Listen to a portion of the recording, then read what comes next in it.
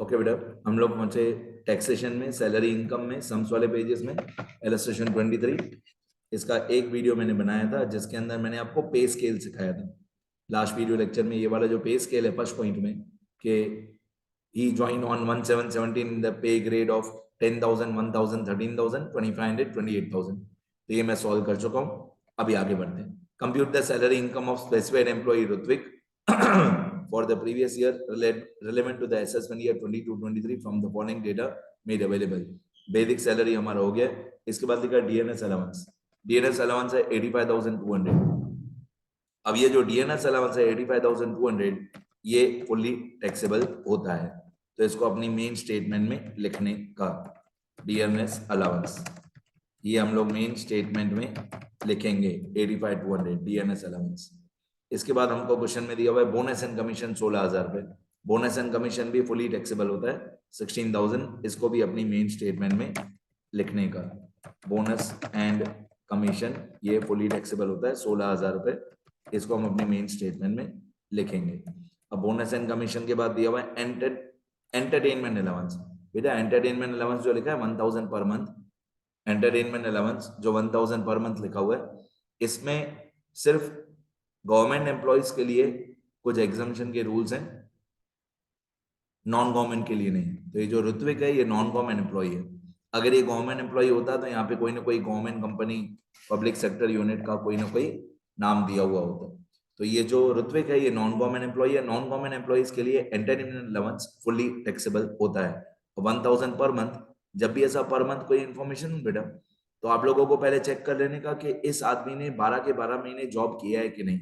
वो कहीं ना कहीं पे ऊपर नीचे लिखा हुआ होता है कि ये रिटायर हो गया, या 8 महीने ही जॉब किया था, या 9 महीने ही जॉब किया था। उसका ध्यान रखने का, पूरा क्वेश्चन एक बार पढ़ लेने का कि इसने 12 महीने पूरा काम किया है, ऐसा कोई इन्फॉर्मेशन दिया हुआ है कि नहीं। तो यहाँ पे कुछ भी इन्फॉर्मेशन नहीं दिया हुआ है। अगर कुछ भी इन्फॉर्मेशन नहीं दिया हुआ है तो मतलब इसने पूरे 12 महीने काम किया होगा। तो entertainment allowance 1,000 per month multiply by 12 ये फुली टैक्सेबल होगा इस आदमी के लिए। ये पॉइंट नंबर 4, एंटरटेनमेंट अलाउंस।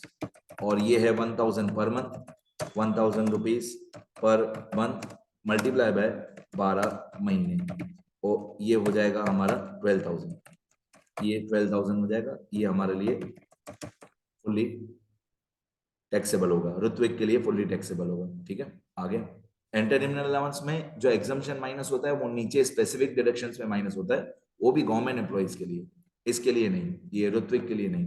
फिर फिफ्थ पॉइंट में लिखा है children education allowance at ₹600 per month for 1 child. Children education allowance 600 per month for 1 child. ठीक है, पहले लिखता हूं मैं 600 पर मंथ, फिर इसका एग्जम्पशन बता दूं। चिल्ड्रन एजुकेशन अलाउंस, ये पॉइंट नंबर 5। तो चिल्ड्रन एजुकेशन अलाउंस, इसमें लिखा हुआ है 600 रुपीज पर मंथ। अब सीधी बात है, पर मंथ हमको 600 रुपए मिला फॉर 12 महीने, मतलब रिसीव हुआ हमको 600 पर मंथ। तो received is equal to 600 per month. तो ये हमारा रिसीव्ड वाला हो जाएगा 7,200 पूरे साल का। ठीक है, अब इसमें मैंने 100 बार आपको बताया है कि अलाउंसेस में, ये शब्द देखो कौन सा है, अलाउंस। अलाउंसेस में जो भी सारे रूल्स होते हैं वो एग्जम्प्टेड के रूल्स होते हैं। अलाउंस में पहले कैश अलाउंस मिलता है हमको, फिर उसमें से एग्जम्पशन वाला माइनस होता है। तो चिल्ड्रन एजुकेशन अलाउंस जो होता है बेटा, उसके अंदर एग्जम्पशन का रूल है 100 rupees per month per child. इसका एग्जम्पशन का रूल है लेस एग्जम्पशन।